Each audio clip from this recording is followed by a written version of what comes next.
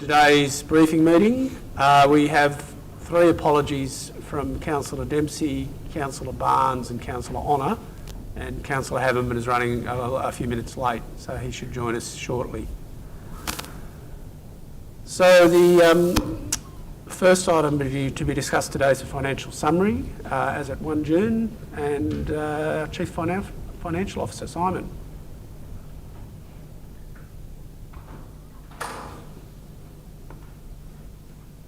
Councillor Haverman, on time, perfect. We only just started. Just finished your apology. Morning, councillors. Financial summary, 1st of June. Recurrent revenue is trending above the year-to-date budget, and the revenue for 2021 will be higher than the annual budget. There's a few reasons for that. Rates and utility charges will be more than budget. The water consumption, pending levy for the 6 months to June, has come in more than expected. Fees and charges are more than what we had in the budget for the reasons outlined in the report. Interest revenue will be slightly more than what we had in the budget, given that our cash balance has trended higher than what we had in the forecast. And the offset of that is that the financial assistance grant advance that we are getting this week is less than what we had in the budget, so the grants and subsidies will come in less than budget. And we obviously had significant land sales during the year which weren't in the budget. In terms of recurrent expenditure, employee costs are fairly close to budget. We expect those to come in just under budget. Materials and services are tracking lower than the year-to-date budget. We are expecting them to be less than budget, but we're not yet sure what that will look like. Finance costs and depreciation should come in fairly well on budget. Capital expenditure at the 1st of June, 71.4 million, which represented 60% of the capital program.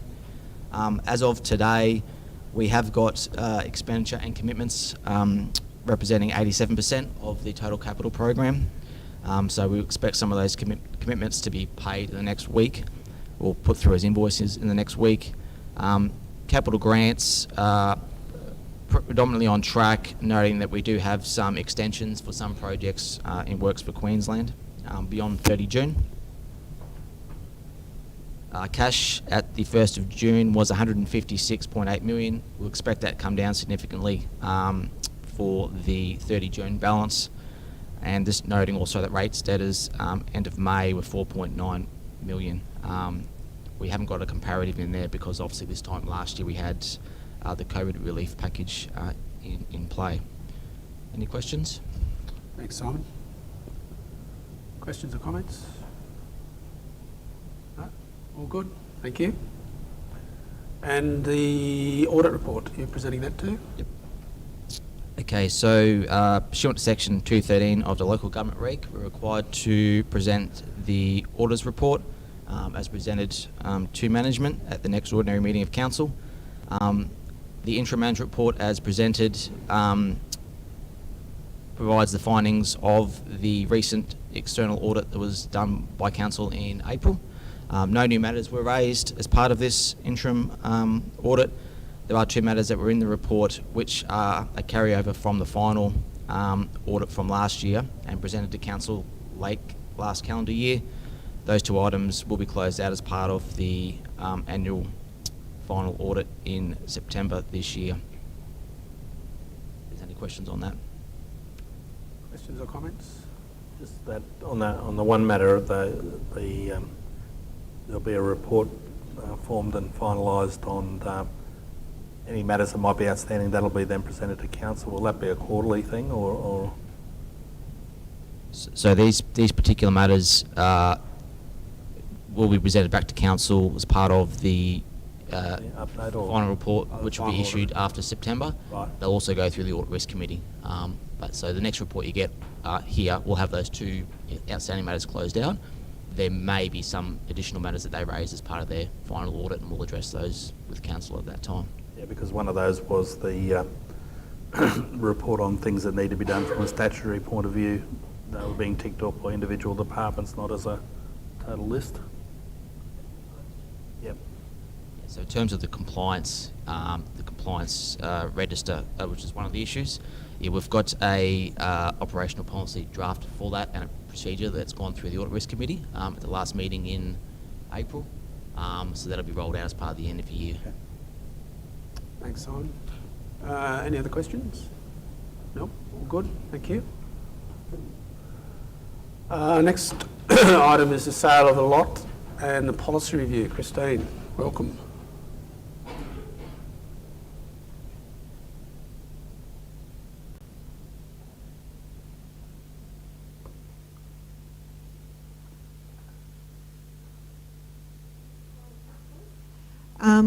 Item G1 is about the sale of Lot 39 at Heritage Oaks Estate in Childers. This lot was previously offered for sale by auction, which was not successful and passed in. The lot has been offered for sale on Council's website, and a buyer has offered to purchase that property, and the offer is for market value. It's proposed that Council apply the exception contained in Section 2361A1 of the local government regulation, given that the lot has previously been offered for auction, and that the CEO be authorised to enter into the contract and finalise the sale of that property. For Council's information, there's 7 lots available left in this estate after this matter. Thanks, Christine. Comments or questions? The next item, G2, is about the council policy reviews. There's 2 policies that this report relates to, which is the Eco Certification Incentives Scheme policy and the Planning Protocols policy. The Eco Certification policy is a new policy proposed that Council adopt, and the purpose of this policy is to encourage and support more local tourism operators to become eco-certified by offering a cash subsidy incentive in the form of 50% reimbursement of eligible tourism businesses in their first certification fee payable to Eco Tourism Australia. So that policy will be presented to Council for adoption. The other one is an amendment to the Planning Protocols policy. Before the current policy as it stands, before a delegated authority is used by Council to decide a planning application, the report is circulated to the divisional councillor and the CEO to allow them to ask questions and apply for an application to Council or for a formal decision, or exercise the delegated authority. The current procedure doesn't actually allow where a divisional councillor's got a conflict of interest for that to be reviewed. So the policy's been amended for that purpose. So that it's circulated to all other councillors rather than the one that's got the conflict of interest. The Office of the Independent Assessor also provided recently to all councils in Queensland an example policy, which Council's existing policy does mirror a lot of, but amendments have been made to that to align with the OIA's example policy.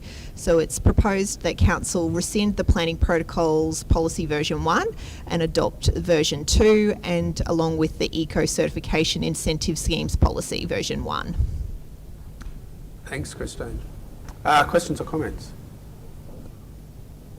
No, all done, thank you. The next item is the road investment strategy. Stuart.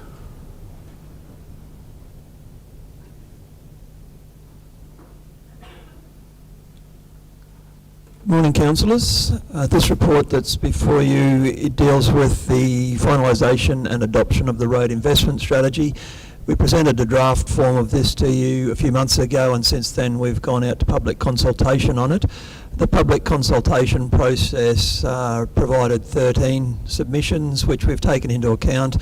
One of them resulted in a minor change to the strategy in relation to sustainability.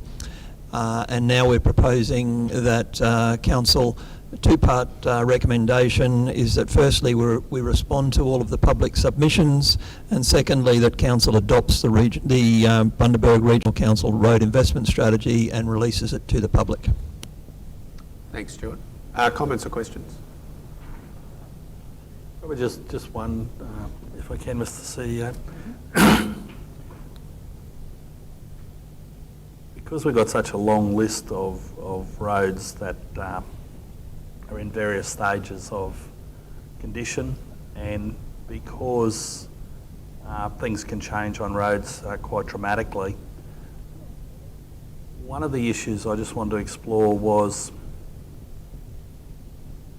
we simply look at them from an engineering point of view, and we rate them from 1 to 700 or whatever the number we have. Where do we go where we have major public concern about a road that the engineers rate as 558 on the list, but we're upgrading roads from an engineering point of view that we're getting no public complaint about, but we're getting massive public complaint for a road over there that we can't just ignore? How do we handle that situation? Is that a case that a councillor would have to raise it at a council meeting, or how do we deal with that? Because I can see in a couple of instances that I'm aware of, we're going to have major public input into it, and if we ignore it, it ain't going to go away, but we're just looking at sheer, not a public satisfaction thing, but a sheer engineering point of view. So the road investment strategy document that's attached to the report on page 49 of the agenda today, there's a little triangle that talks about three layers of the strategy. The first one at the bottom of the triangle is inputs, and the inputs are the pieces of information that we use to support the decision making. So the strategy is a decision making tool. But it's based on inputs that include a whole heap of different pieces of information, which include, as you say, the engineering scientific data, so our asset management systems, our road condition data, but it also includes things like customer complaints and requests.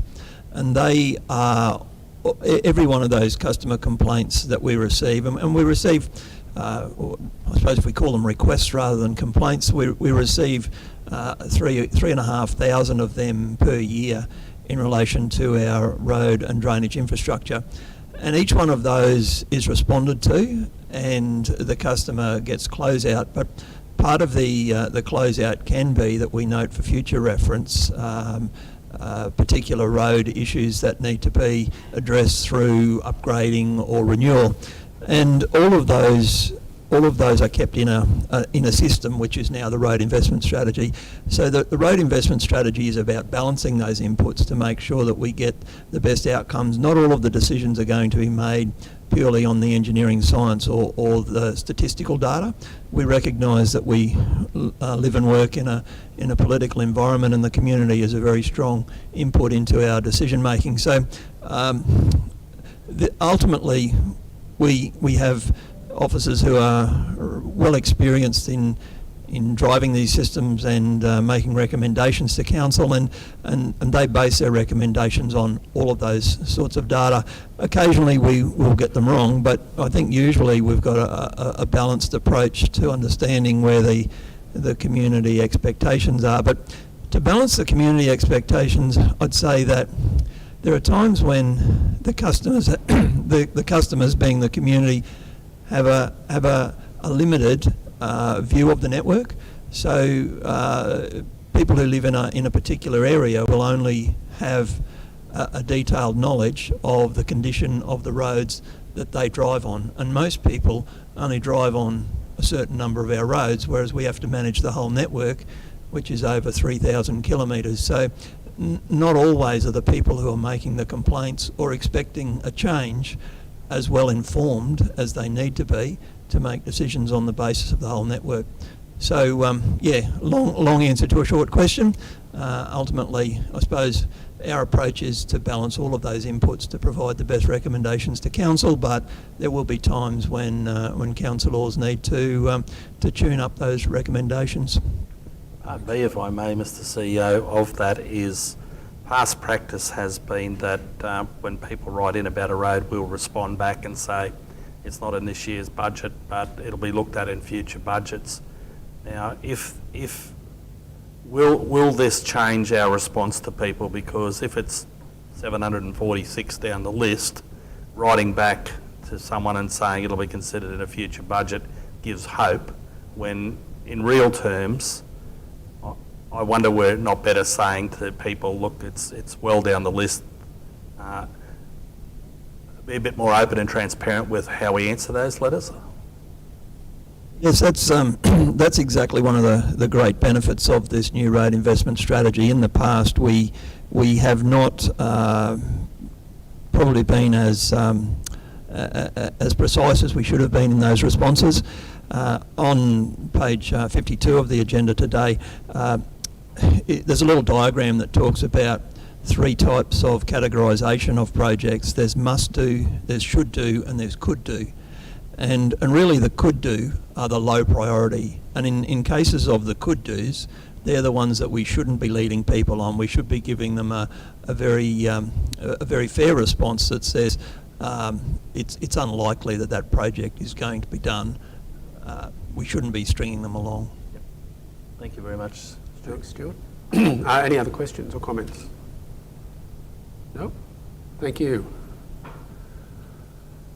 The next item is some lease renewals. Christine.